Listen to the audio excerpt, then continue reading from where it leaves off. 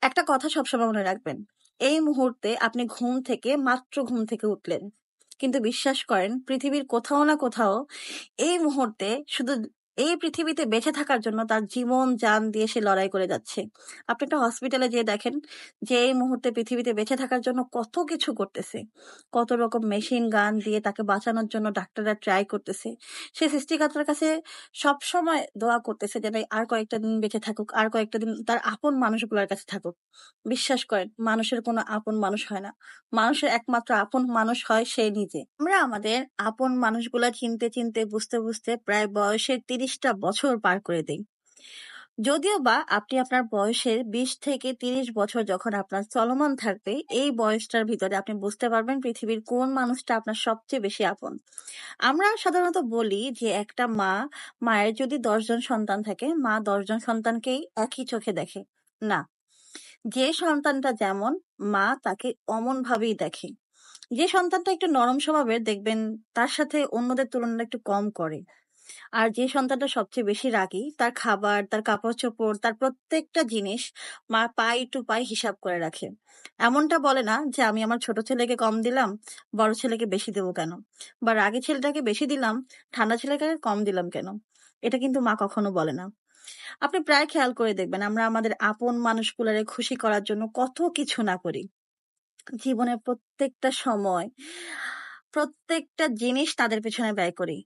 ব্যয় করার পরেও তারা কি বলে জানেন? তুমি আমার জন্য কি করছো? তুমি আমার জন্য কি করছো? কিছুই তো করলা না। কি বা দিলা? ব্যাংকে কিছু টাকা রেখে দিতে পারলা না?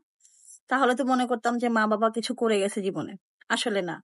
আপনি যদি কখনো টাকা-পয়সা ইনকাম করে আপনি যদি মনে করে রাখেন যে আপনার বাচ্চার জন্য আপনি ব্যাংকে লাখ, লাখ কোটি, কোটি টাকা রেখে যাবেন, এটা আপনি কখনো করিয়েন না।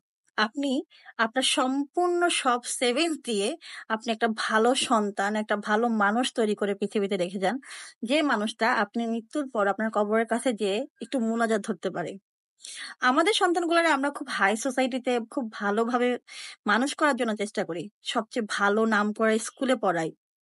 সব কম্পিটিশনে তাদেরকে যোগদান করাই যেন তারা ফার্স্ট হয়।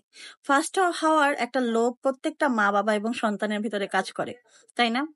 কিন্তু বিশ্বাস করেন, এই যে আপনি প্রতিযোগিতার হিসাবে একটা নিজেকে নিজে দাঁড় করাচ্ছেন, কতদিনের জন্য? কতক্ষণের জন্য? আপনার বাচ্চাটা কি সারা জীবন একই ক্লাসে থাকবে? কখনোই না। আপনি বাচ্চাটাকে যদি এভাবে মানুষ না করে অন্যভাবে মানুষ করেন, তাহলে দেখা যাবে কি ওই বাচ্চাটা আগে চিন্তা করবে আমার মা কিভাবে ভালো থাকবে, আমার বাবাকে আমি কিভাবে ভালো রাখতে পারি। কিন্তু আমাদের ভিতরে কি হয় জানেন? আমাদের ভিতরে আমরা এটা কখনো চিন্তাই করি না। আমরা সবসময় ভালো, ভালো, বেস্ট, বেটার দ্যান যত ভালো করা যায়, সবচেয়ে ভালোর পেছনে আমরা ছুটি। কিন্তু বিশ্বাস করেন, পৃথিবীতে সবচেয়ে ভালো জিনিসটা কখনোই ভালো না। আজকে আপনার ভালো দিন গেলে, কালকে আপনার খারাপ দিন যাবে। এটা মাস্ট। এই সপ্তাহটা আপনি ভালোভাবে সুস্থভাবে কাটাচ্ছেন। কিন্তু আগামী সপ্তাহটা আপনার কিভাবে যাবে আপনি সেটা নিজেও জানেন না। এই সহজ কথাটা আপনি যত তাড়াতাড়ি বুঝবেন, তত তাড়াতাড়ি আপনার জীবনটা খুব সহজ হয়ে যাবে।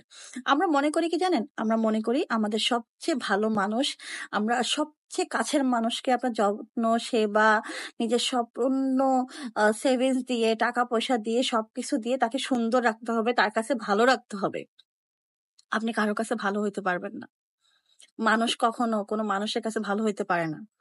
পৃথিবীতে আপনি যত মানুষকেই দেখেন, প্রত্যেকটা মানুষ কোনো না কোনো প্রবলেমস নিয়ে থাকে। হয়তো আপনি এই প্রবলেমটা আপনি জানেন বা জানেন না। হয়তোবা সেই বিষয়ে আপনাকে সে জানাইছে বা জানায় নাই। পৃথিবীতে কোনো মানুষ নাই যার কোনো সমস্যাই নাই। পৃথিবীতে প্রত্যেকটা মানুষের আলাদা, আলাদা সমস্যা আছে এবং আলাদা, আলাদাভাবে সেটা সে সর্ট আউট করতেছে। আপনি যদি মনে করে থাকেন এই পৃথিবীর সবচেয়ে দুঃখী মানুষটা আপনি, তাহলে আপনি ভুল করতেছেন। পৃথিবীতে কখনো একা একজন দুঃখী মানুষ হয় না। প্রত্যেকটা মানুষের ভিতরেই দুঃখ কাজ করে। কিন্তু আমরা সেটা অ্যাকসেপ্ট করতে পারি না। জীবনের প্রত্যেকটা সমস্যাকে সমাধান করতে হলে সবার আগে যেই কাজটা আপনি করবেন, নিজে সুস্থ থাকবেন। নিজের সুস্থতার জন্য যত যা কিছু করতে হবে সবকিছু করবেন। এবং দিন শেষে আপনি আপনার মেধার উপরে পরিচালিত করে আপনার মেধা যেভাবে আপনাকে সাইলেন্ট দিবে, যেভাবে আপনাকে ইঙ্গিত করবে আপনি ওই কাজটাই করবেন। পৃথিবীতে কখনো কোনো মানুষের কাজ দিয়ে, কখনো কোনো মানুষের কথা শুনে কোনো কাজ করতে যাবেন না। এক্ষেত্রে আপনার একটা সমস্যা হবে কি জানেন? যখন আপনি কোনো মানুষের কথা শুনে কোনো কাজ করবেন, প্রথমত আপনি তার দাসত্ব হয়ে যাবেন। দ্বিতীয়ত সেই মানুষটার সিদ্ধান্ত ভুলও হইতে পারে। যদিও আপনি যদি কখনো নিজের জীবনে কোনো সিদ্ধান্ত, বড় ধরনের সিদ্ধান্ত নেন, আর সেই সিদ্ধান্তটা যদি ভুল হয়, তাহলে আপনি নিজের ভুল থেকে একটা শিক্ষা পাবেন। কিন্তু অন্যের সিদ্ধান্তে আপনি যখন কোনো কাজ করবেন, সেটা যদি ভুল হয়, তখন আপনি একে তো সারা জীবন ওই মানুষটা আপনাকে ভুল মানুষ হিসেবে প্রমাণিত করবে। আপনার কোনো জ্ঞান নেই, আপনার কোনো মেধা নেই, আপনি একটা মেধাশূন্য মানুষ। সমাজের প্রত্যেকটা মানুষকে আপনাকে বলে বুঝাবে যে ওর দ্বারা কিছু হবে না। সবার আগে নিজেকে সুস্থ রাখেন। প্রত্যেকটা জীবনে, প্রত্যেকটা বয়সে এক একটা সৌন্দর্য আছে। আপনি যখন 15 থেকে 25 বছর বয়সে একজন সুন্দর পুরুষ বা একজন সুন্দর নারী হবেন, এই বয়সে একটা সৌন্দর্য আছে। এই বয়সে আপনি যত যা কিছুই পরেন, একদম ছিঁড়া একটা কাপড় পরলেও আপনার খুব সুন্দর লাগবে। 25 থেকে 35 বছর বয়সে আপনি হয়তোবা মোটামুটি সুন্দরী থাকবেন, হয়তোবা। আবার 35 থেকে 55, 65, 75, 85 এই বয়সগুলাতে আপনি যত দামি কাপড় চোপড় পরেন না কেন, বিশ্বাস করেন আপনি নিজের কাছে নিজে কখনো সুন্দরী হইতে পারবেন না। কেননা তখন আমাদের বয়সের একটা ছাপ পড়ে যাবে। বয়সের মুখের বলিরেখাগুলো বলে দিবে যে হ্যাঁ, এখন তোমার বয়স হয়ে গেছে, এখন তোমাকে এটাতে মানাচ্ছে না। আমাদেরকে কেউ বলে দেয় যে এই বয়সে তুমি ওড়না পরতে হবে, এই বয়সে তুমি শার্ট প্যান্ট পরবে, এই বয়সে তুমি শাড়ি পরবে, এই বয়সে তুমি থ্রি পিস পরবে? এটা আমাদেরকে কেউ বলে দেয় না। আমরা নিজেরাই নিজেদের কাপড় নির্বাচন করি একটা বয়সের অনুপাতের উপরে। আমরা যখন খুব অল্প বয়সে থাকি বা 15 থেকে 25 বছর পর্যন্ত, আমাদের তখন একটু টি শার্ট পরতে ইচ্ছা করে, কিছু টপস পরতে ইচ্ছা করে, নতুন নতুন শার্ট পরতে ইচ্ছা করে, যে কোনো ড্রেস আমাদের কাছে খুব মানানসই লাগে, যে কোনো কালারে আমাদেরকে খুব সুন্দর লাগে। বিশ্বাস করেন, এই সৌন্দর্যটা আপনি এনজয় করেন। এই সৌন্দর্যটা যখন আপনার জীবন থেকে চলে যাবে, বা এই সময়টা আপনি অন্য কারো পিছনে ঘুরলেন, অন্য কারোকে সেবা করলেন, ভাবলেন সে একদিন আপনার ভবিষ্যৎ গড়ে দিবে, সে আপনার ভবিষ্যতের জন্য সবকিছু করবে, আপনি এটা ভুল করতেছেন। আমি আপনাদেরকে যে কথাগুলো বলি, আমি সাধারণত অনেক বই পড়ি, বই পড়ার চেষ্টা করি, এবং আমার জীবনের বাস্তব কিছু অভিজ্ঞতা দিয়ে আপনাদেরকে শেয়ার করি। কেন করি? কারণ আমাকে বলার মতো, বোঝানোর মতো কোনো মানুষ ছিল না যে এই কাজটা ভুল, এই কাজটা ঠিক না, এই পথে যেও না, এই পথে গেলে তোমার কি হবে তুমি জানো না। আমি অদম্য কুলির মতো শুধু মানুষের কুলিগিরি করে গেলাম।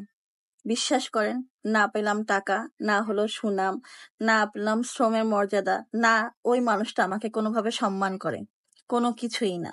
তাহলে জীবনে কি পেলাম? জিরো। আমি একটা বিশাল জিরো পেয়েছি আমার লাইফে।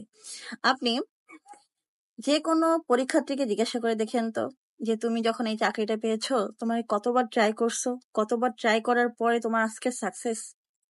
সে আপনাকে অবশ্যই 3-4 বারের বেশি বলবে। কেন জানেন?